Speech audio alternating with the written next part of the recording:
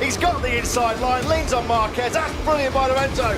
Oh, what a move from Marquez. Oh, Marquez is down. Marquez has crashed out. Is absolutely furious. You've seen this image 100 times. That moment, that contact, frozen in time, analysed from every angle. MotoGP has always rewarded speed, but throughout its history, some competitors wanted more than speed. They wanted an advantage nobody else had. Sometimes it came from the motorcycle. Sometimes it came from a loophole nobody else had noticed. And sometimes it came from a part nobody was supposed to touch. This is the dark history of cheating in MotoGP. The engine that wasn't what it claimed to be. Right now it is Angel Nieto circuit about to come alive. It is 25 laps, 68.7 miles of MotoGP. The season starts here in around. In MotoGP, a manufacturer has to homologate its engine before the season even begins, submitting one sample to officials as proof of exactly what every bike on the grid will be running all year. Change so much as a single part afterward, and you need every rival manufacturer's unanimous sign-off first. Oh, hang on, Mav. Straight on he goes. Well, he got that in a hop, skip and a jump on the brakes. Incredible. Yeah, what happens there? At the opening race of 2020, in Jerez, Yamaha's engines started failing. Maverick Viñales lost one in practice. Valentino Rossi's blew apart mid-race. Behind the scenes, Yamaha had quietly fitted valves from a different supplier than the ones in their homologated sample. And those valves, it turned out, couldn't handle the heat. Monster Energy Yamaha's Maverick Viñales, the Spaniard continuing his dominance for when he topped the Qatar test, all the way back in February.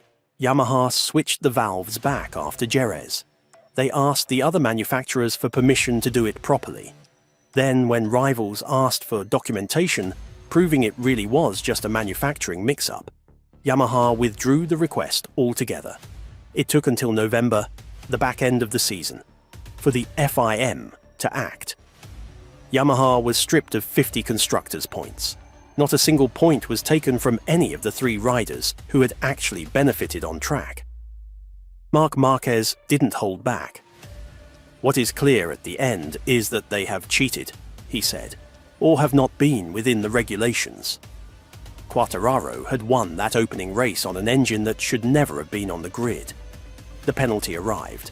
The trophy stayed exactly where it was. Homologation exists to stop a manufacturer's mid-season engineering budget from deciding a championship instead of the riders. Once an engine design is frozen, every team is supposed to be racing the same hardware they declared in the spring. The Yamaha case showed exactly how that system could be quietly tested, not through a dramatic hidden device, but through a part swap so small it could almost be argued away as a clerical mix-up. The fastest motorcycle on the grid is not always the most powerful one. Sometimes it's simply the one that's already crossed a line nobody has noticed yet. The spoiler, nobody could agree, was legal. Here we go then, 22 laps, 73.5 miles. Jack Miller got an absolute flyer off the second row as well. Watch that Ducati blast forward. Here goes Quartararo. He has to wait until everyone goes by. Not every controversy needs a hidden part. Sometimes the part is fitted in full view and the argument is simply over what it's allowed to do. At the 2019 season opener in Qatar, Andrea Dovizioso won on a Ducati carrying a small spoiler bolted to the underside of the swing arm. 4 rival manufacturers, Honda, Suzuki, Aprilia and KTM, protested before the ink on the result was even dry, certain the part existed purely to push the rear tyre into the ground. Yep, up under Marc Marquez, fits him in. Well, there was rumours of a complaint from Petrox about the way that Marc Marquez followed him round for a tow during qualifying. Ducati's answer was that it was a cooling device, lowering rear tyre temperature, and that any aerodynamic effect was just a side benefit. The first hearing rejected the protests. The appeal that followed couldn't settle it either, and the matter went all the way to MotoGP's Court of Appeal in Geneva. Weeks later, the court ruled the spoiler legal, and Dovizioso kept his win. What happened next made the absurdity of the whole argument impossible to ignore.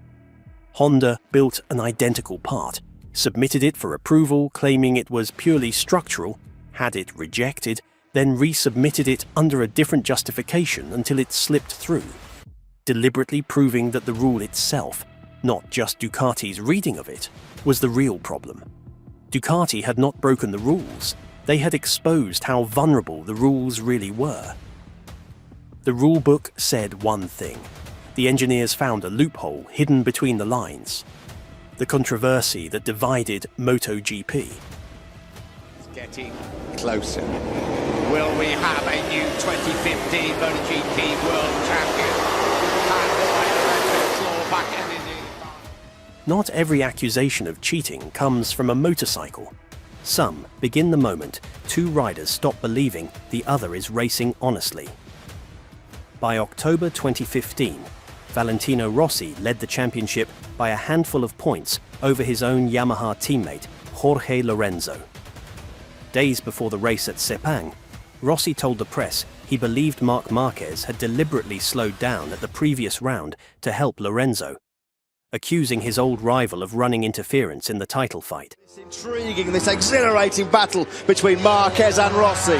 here comes Rossi once again. 4 points it is in the World Championship. But this could well. Marquez denied it flatly. Then, at Sepang itself, the two of them spent several laps trading places in a fight that had nothing to do with positions on the road and everything to do with the accusation hanging over it. This particular incident, Marquez goes down. On lap 7, Rossi ran wide at turn 14, forcing Marquez off the racing line. The two made contact. Marquez hit the gravel and was out of the race. Race Direction reviewed it for nearly an hour. Their verdict: Marquez had broken no rule by riding the way he had, however provocative it looked. Rossi had. He was handed 3 penalty points, enough, combined with one he already carried, to send him to the back of the grid for the championship decider in Valencia. Lorenzo won that title. He has a good look at him. He has, and again, 2 real hard looks at him. Like I said, he had 2 clear, long looks at Marquez. What made it so combustible wasn't a rulebook violation everyone could agree on. It was that nobody could agree on what had actually happened, whether Marquez had genuinely been racing or playing a longer game, whether Rossi had reacted to real provocation or simply lost his composure at the worst possible moment. Years later, MotoGP fans were still arguing about who had really cheated whom. The fallout from Sepang reshaped how MotoGP is policed. Before 2015, the same race direction team that ran each event also decided its penalties in real time. Judgment calls made under enormous pressure, minutes after the checkered flag. The following year, the FIM split that responsibility in 2, creating a separate panel of stewards whose only job is reviewing incidents, away from the people actually running the race. In modern MotoGP, what the stewards decide can matter just as much as what happened on the track. And every controversial decision creates a new argument. The cases with paperwork attached. What was a full paddock on Sunday in Mugello becomes fully operational in Assen by Wednesday. It's an enormous enterprise. Unlike Sepang, some controversies leave no room for debate. The evidence is physical, and the punishment follows it directly. In 2026, Moto3 rider Adrian Fernandez, third in the championship standings at the time, had 6 race results stripped from him entirely. Following a routine engine swap-out at the French Grand Prix, officials noticed the wire seal on one of his units didn't match Honda's standard procedure. A closer look at a second engine found signs of tampering on its sealing stickers too.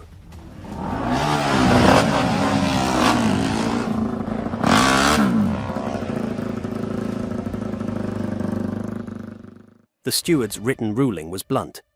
Presenting a machine for technical inspection is treated as a statement that it complies with the rules, full stop. The responsibility sits with the team, not with whoever happens to get caught. Fernandez lost results that had included 2 podium finishes. Some controversies remain arguments forever, with no way to prove who was right. These ones left evidence nobody could argue with, and the punishment, as it usually does, arrived only after the celebration was already over. Why the temptation never disappears. What's going to happen? Oh, it is! Petrucci! He's done it! Petrucci's dream is realised! MotoGP races are routinely decided by margins too small to see with the naked eye. 1/1000th of a second on a lap time. A single valve that runs half a degree hotter than its rivals. A rider's split-second decision under pressure that either is or isn't against the rules. In an environment with margins that thin, the incentive to find something extra, anywhere, however small, never really goes away. Not in the garages chasing legal interpretations of a homologation rule. Not in 2 riders pushed to the edge of a rivalry neither of them could de-escalate. Not in a mechanic hoping nobody checks a seal too closely. When championships are decided by fractions of a second, somebody will always go looking for an advantage nobody else can see. And every generation of MotoGP faces the exact same question the last one did. What never changes? Luca Marini might be 6th place right now. Indeed, it is beautiful. On the inside, the Miller goes into 12. MotoGP has changed enormously since its early decades. The motorcycles became faster, the technology became smarter, the stewarding became stricter, rebuilt more than once by the controversies that exposed its weaknesses. But one thing never changed: the search for an advantage. Every rider wants to win. Every manufacturer wants to win.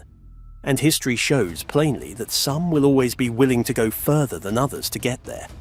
Whether that means a part swapped quietly between races, a rival pushed wide on track, or a seal broken somewhere a technical inspector wasn't expected to look.